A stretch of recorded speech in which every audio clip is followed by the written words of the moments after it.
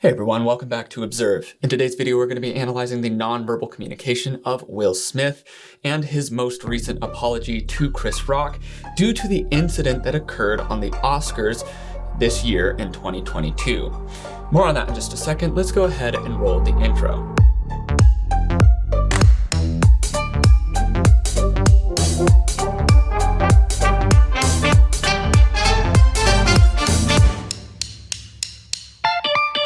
So as I just mentioned, at the Oscars on March 27th of 2022, Christopher Julius Rock, an American stand-up comedian and actor and filmmaker, made a controversial joke regarding Jada Pinkett Smith, an American actress and talk show host who is partnered with Willard Carroll Smith II, or Will Smith.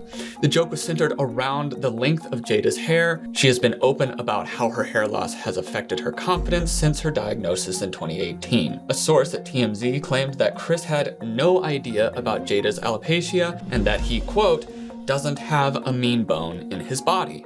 Regardless of the intent, after a negative reaction to the joke from Jada, Will promptly walked up onto stage and struck Chris across the face, stunning the audience. Then, upon returning to his seat, he continued to berate Chris, warning him to not refer to his wife again. This reaction sparked controversy across the internet. However, a consensus was agreed that Will's actions were not appropriate despite the circumstances they were found in. Months later, at the end of July 2022, Will Smith released an apology video addressing the night. Today, we are going to be examining his nonverbal communication during this apology to help add some clarity to the apology itself. We'll continue to unpack this as we go through the actual apology, but that's enough precursor. Let's go ahead and begin.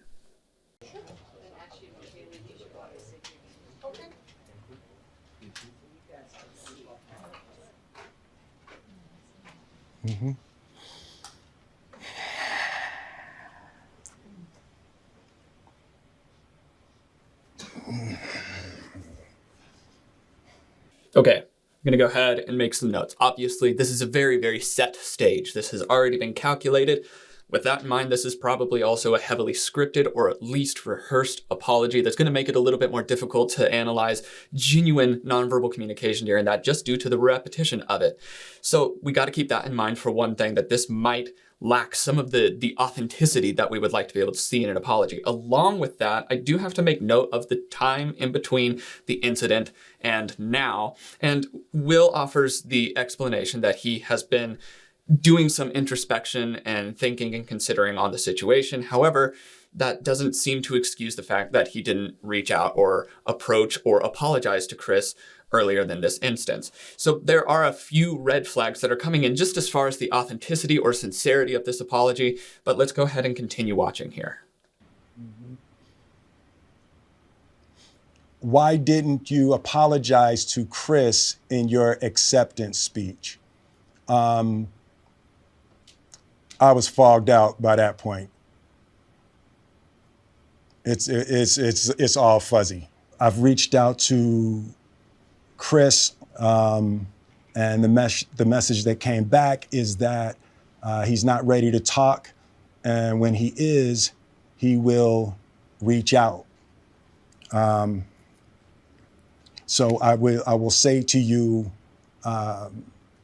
Chris, I apologize to you.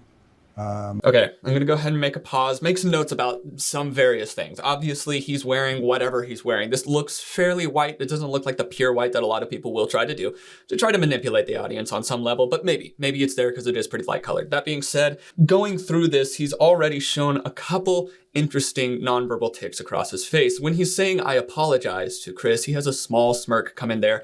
This could be an indicator of perhaps a lack of sincerity, could be related to duping delight or duper's delight. So if that's the case there, then this is a red flag and we should kind of consider that in context here.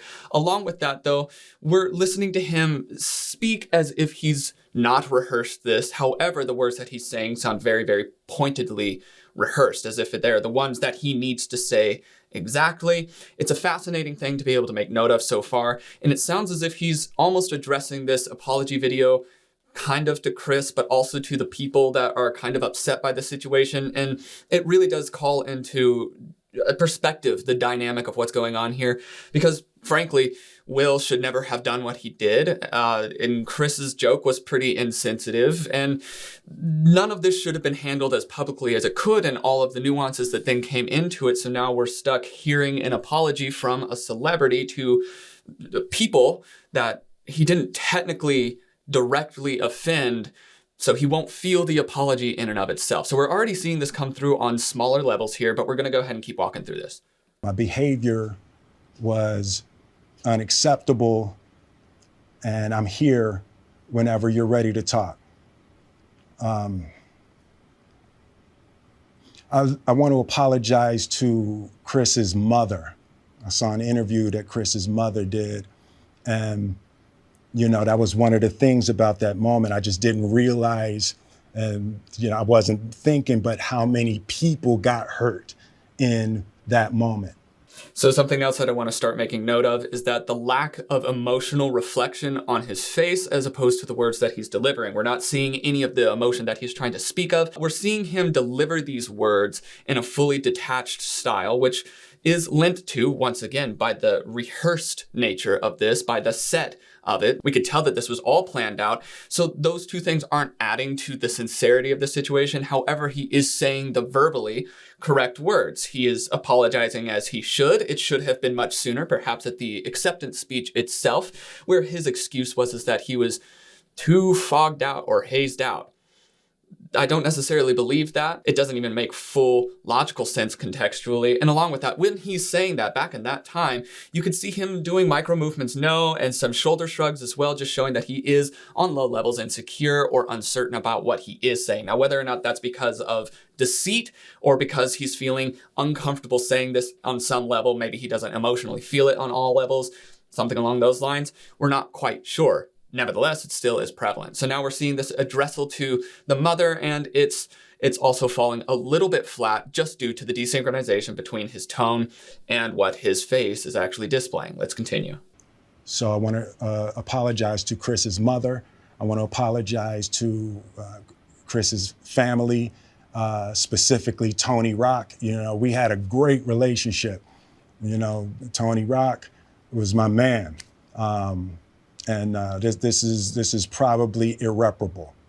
I spent the last 3 months. So as he's talking about the rest of the family, he continues to have smaller movements. No. Now they might be big enough to be macro movements. And if that's the case, then he can be controlling those consciously, and it would be related to maybe the unbelievable nature, or I can't believe I'm saying something like this. I can't believe this instance come up, something like that, where the no shake comes in. However, if it is on the smaller micro level, which like I said, this is in that grayish area to where it's kind of hard to tell which it might be. And if that's the case, as he's going through and he's talking about how he has a great relationship to various people in the Rock family, he's doing tiny head shakes, no, which would be seen as a point of desynchronization. So we would ask, okay, so if you're saying that verbally, then why is your nonverbal communication possibly counteracting that a little bit there? It's a red flag. It would be a point of pushing. You would want to ask a few more questions or do a little bit of digging in that area. My bet is that the relationship that he's trying to paint out here is not as strong or as prevalent as he said it is. But there's not enough evidence in just this to say that, so we'd have to continue watching. Replaying and understanding the nuances and the complexities of what happened in that moment. And I'm not going to try to unpack all of that right now, but I can say to all of you. I'm going to go ahead and pause this. After this video, we will go ahead and unpack all of that to an extent after this apology so that you can see what ended up happening and how it played out, and so you can have some context for this. There were some things that did play out for sure, but it sounds like he's about to try to make an excuse for things. Let's see how that goes. There is no part of me that thinks that was the right way to behave in that moment. There's no part of me that thinks that's the optimal way to handle a feeling of disrespect or insults. Audibly, the audio, the verbal side of that is absolutely correct. Now he's saying that he doesn't conceive of that, like he doesn't see that it was okay at the time. but he still definitely ended up doing it, and we'll be able to run through his emotional state during that to be able to see that that was meant out of a genuine emotion and it wasn't egged on by anything else. That was just him reacting very, very poorly to the circumstance itself, which then brings in questions about his character if he's willing to do such an outright assault on public television in front of so many people on such an important night. What is he hiding? What is too shameful for him to show?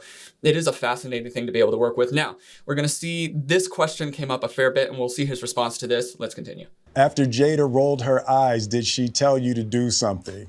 No.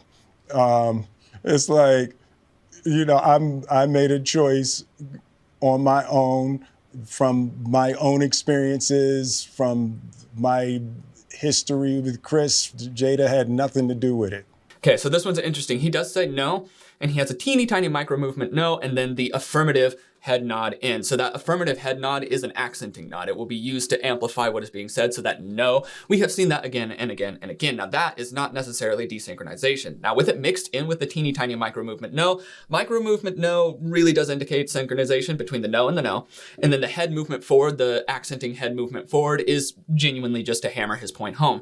In that point, I would actually agree with what Will said there. I don't think that Jada said anything. And even looking back at the footage itself, it doesn't seem as though she said anything to him. While that being said, it is also difficult to kind of see her face. So perhaps she did. But if we're going to be taking this in context as well, I don't think that they actually did encourage Will to do anything besides the eye roll itself was perhaps a little bit of a stimulant for him. But let's go ahead and continue.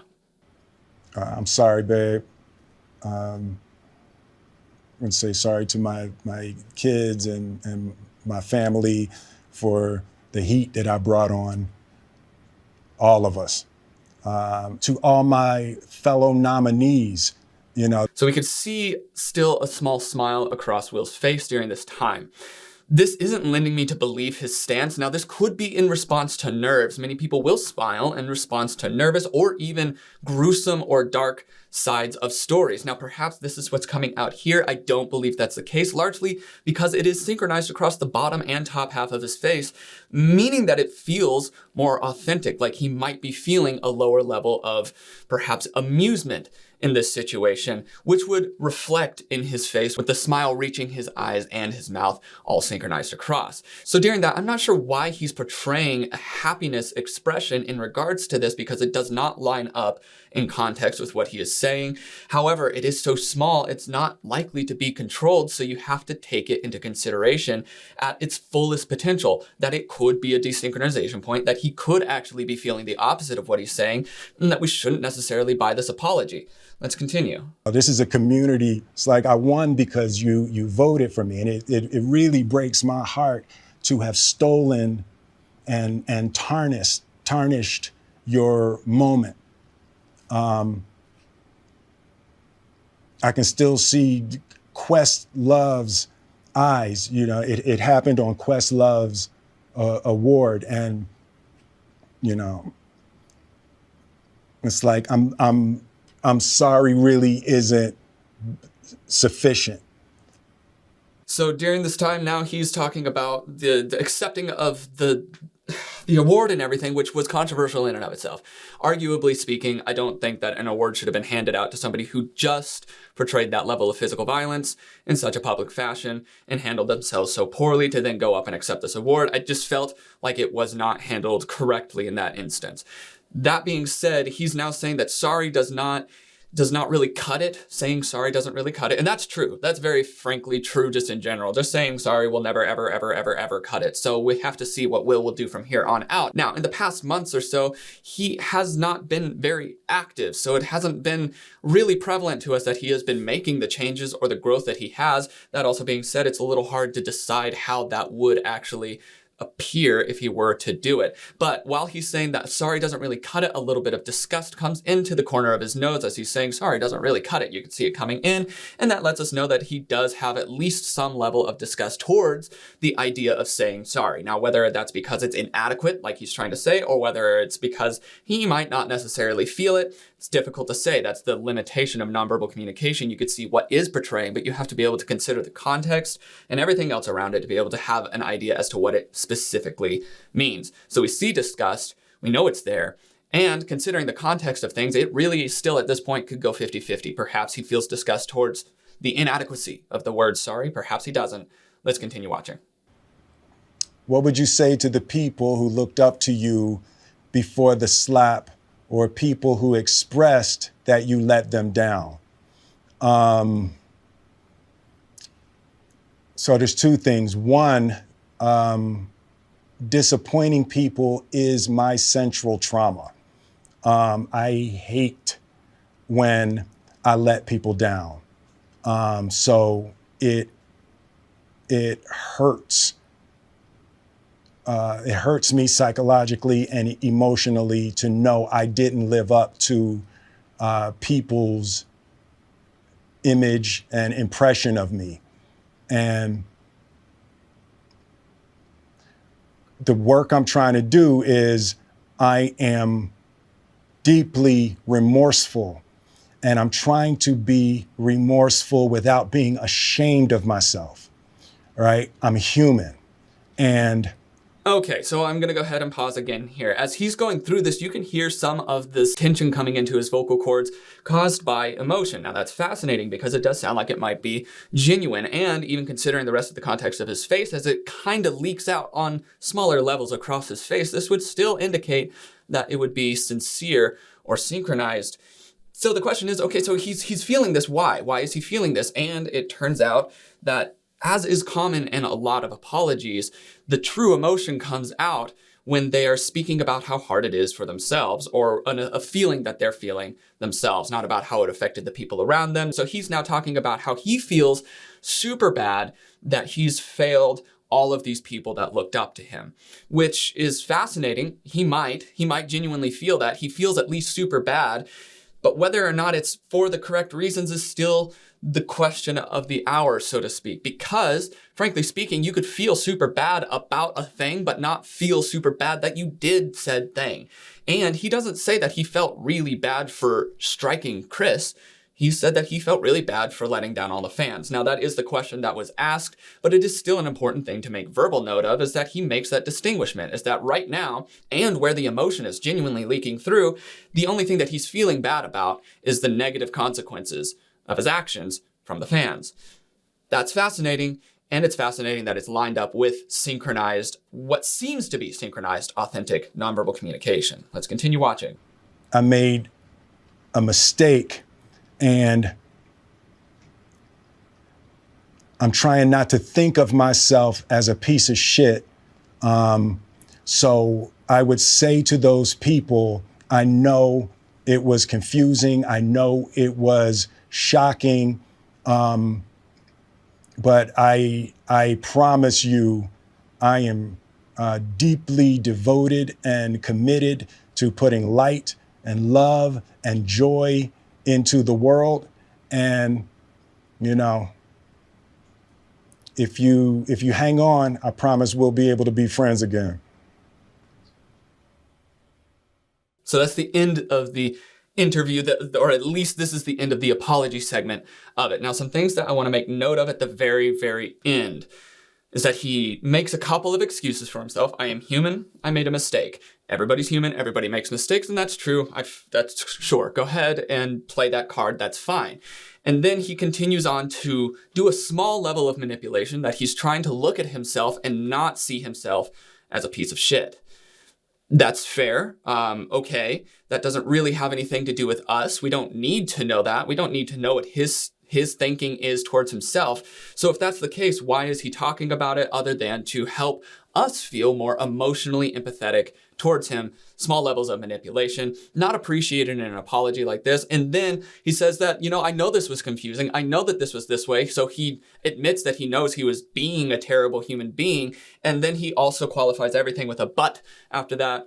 And he says, no, but I am trying to do all of these different things. I absolutely do promise that I am such a good person. And if you just give me more chances, we can be friends. So it really doesn't wrap up on a solid note either. So if we're going to talk about the nonverbal communication that we saw here, things that really stuck out to me is how rehearsed everything really did seem. There were a couple areas where it did break down and it seemed as though he might be ad-libbing a little bit in there, but it felt very, very technically rehearsed all the way through, down to even the set that he's sitting in here. None of it seemed like it was an authentic, raw moment. Now, whether or not that would have gone better is another question in and of itself, because if that's the case, then perhaps people would be looking at it and be like, well, he didn't think enough about it, he didn't plan enough for it, and blah, blah, blah, blah, blah, blah. Will might be in a lose-lose situation here.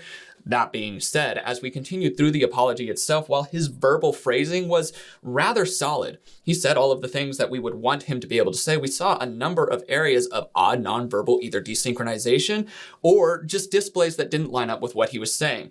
So we saw a lot of stationary looks in his face as he's expressing these very difficult, emotive things where he's apologizing to a mother and talking about family things and things like that.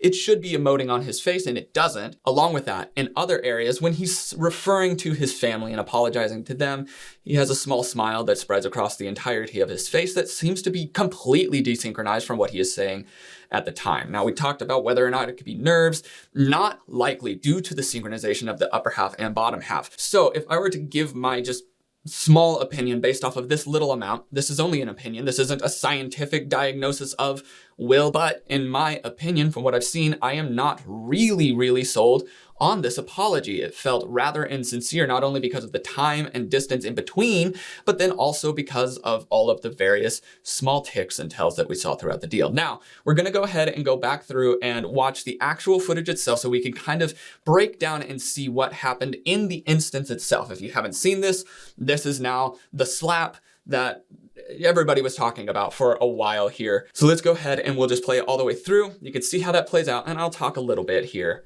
at the end. You know who's got the hardest job tonight? Javier Bardem and his wife are both nominated.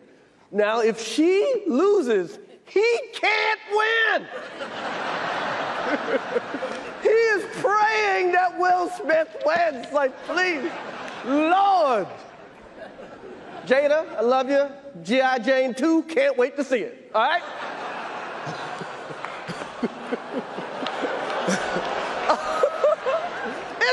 That was a nice one. Okay. I'm out here. Richard. Oh, wow. Wow. Will Smith just smacked the shit out of me. Keep my wife's name out your fucking mouth. Wow, dude. Yes. It was a G.I. Jane jump. Keep my wife's name out your fucking mouth. I'm going to, okay? Okay. That was a greatest night in the history of television. Okay. Okay. Okay, so now as we're watching this, we see Chris tell said joke, and Will's immediate reaction is to laugh, and it seems to be a pretty synchronized laugh from top to bottom of the face. That would be a genuine response, but then we see something happen with the fall off of it to where the laugh leaves his eyes, especially as Jada starts to do the eye roll and look away. So it was at that moment that then Will saw his opportunity to behave rather poorly and get up and walk onto stage. Now, this was not staged on any level. You can tell that Chris was very shocked by the response that he was getting at the time, even down to how he responds afterwards.